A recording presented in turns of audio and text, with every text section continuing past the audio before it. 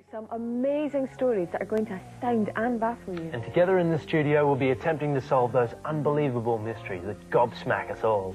Now, at times, it's going to be weird, a little spooky, but one thing's for sure, it's going to amaze you. So stick around, because in today's show, what was the strange white mass that lurked at the bottom of a family's garden? We find out what it's like to live in what's supposed to be the most spooky village in England. And we check out the mysteries of stings and how to treat them.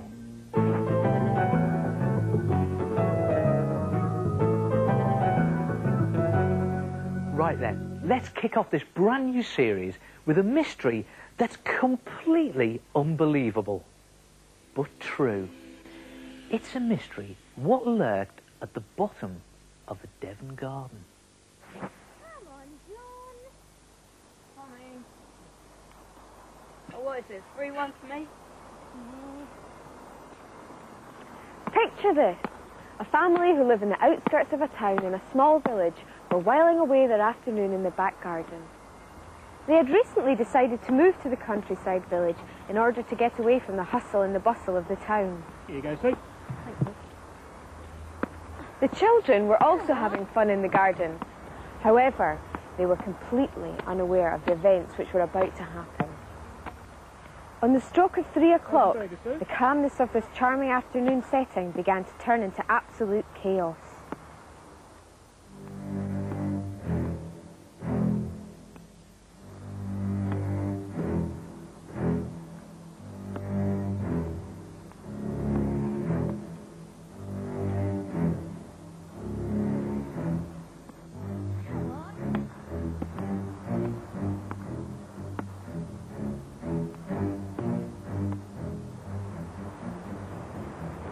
A white mass of something was growing at an increasing rate at the bottom of the garden.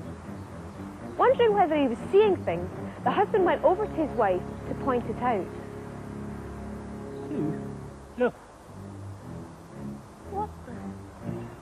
Although the father was very nervous, he was also very intrigued at the growing mass.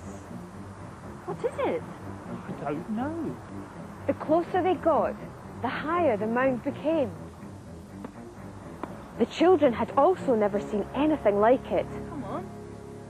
Hey, look. What? They crept up to their parents to take a closer look. Mum, what is it? I have no idea.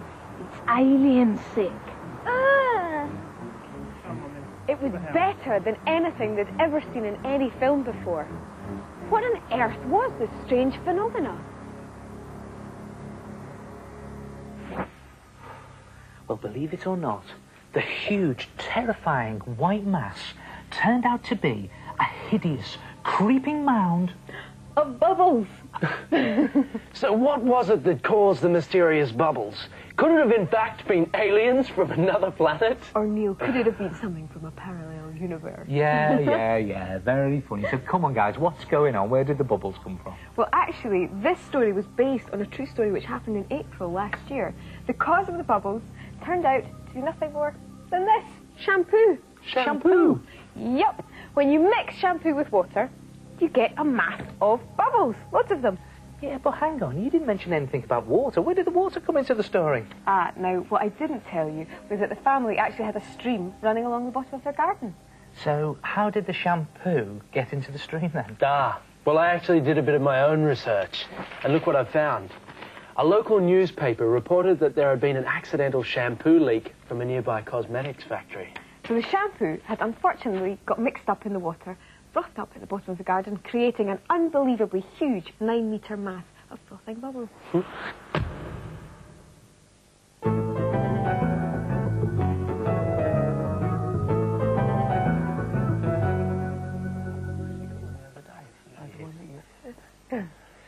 Stings.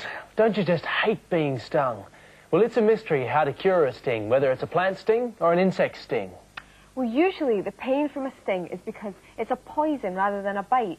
Many of the plant and animal kingdoms sting as a form of defence against danger or to stun their dinner into submission.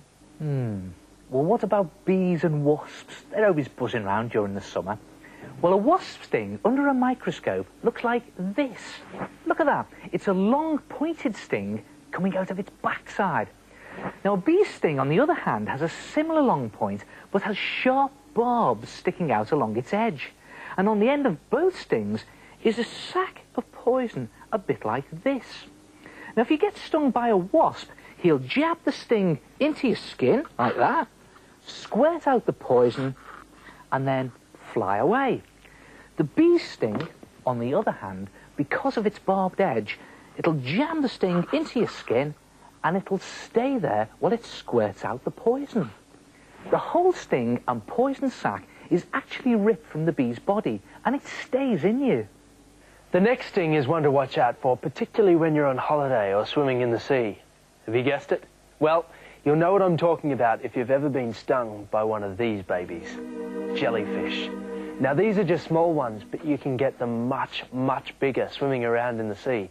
And jellyfish have hundreds of stinging cells on each of the tentacles that hang down from their body. And if one of these cells is touched, it triggers it to fire a kind of tiny harpoon-like dart into its prey. The dart contains a nerve toxin, which is effective in stunning plankton and small fish. Ooh. Now, you could always get stung by a nettle. On each nettle leaf are hundreds of tiny hollow hairs, which under the microscope look like this.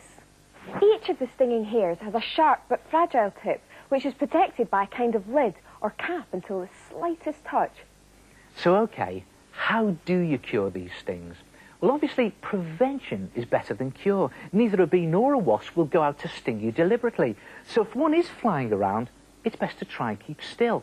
Now, wasps are more likely to sting you towards the end of summer, when they're grumpy and dozy, or when they're annoyed. But if you do get stung by a wasp, you can treat it with vinegar. Now, a bee actually dies if it stings you, and it'll only sting you if it's being attacked. So try not to annoy him. If you are stung by a bee, it's very acidic and can be treated with bicarbonate of soda. You know, the baking stuff. And what about the jellyfish sting? Well, most jellyfish floating around in Britain shouldn't hurt you. But if you're a tough Aussie bloke like me, you might come face to face with something like a box jellyfish, which is only about the size of your hand, but its sting could prove fatal unless you're rushed to hospital immediately. And if you're a plankton or small fish, you'd be dinner. And what about the cure for the nettle sting? Well, it's nature's own remedy, dock leaves. They always seem to be growing near nettles, and if you rub them onto the sting, it's all better. What? Actually, between you and me, there's no medical reason why a dock leaf should heal the irritation. It's only because the dock leaf is flat and big and cool that it sometimes helps to soothe the sting slightly. Well, I'm sorry, I don't care what you say, whether it's all in my mind, but dock leaves do make it feel better for me, thank you.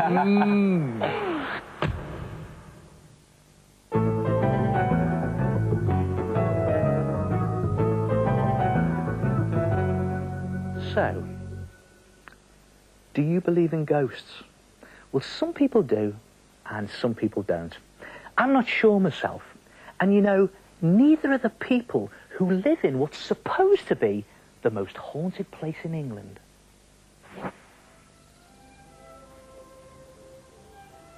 Pluckley is the perfect village nestling in the county of Kent, and some people think Pluckley is supposed to be the most haunted corner of England.